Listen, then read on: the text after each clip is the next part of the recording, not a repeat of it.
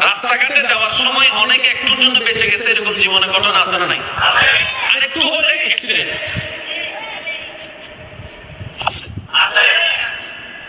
একটু হলে আজকে একটুর জন্য বেঁচে গেছে।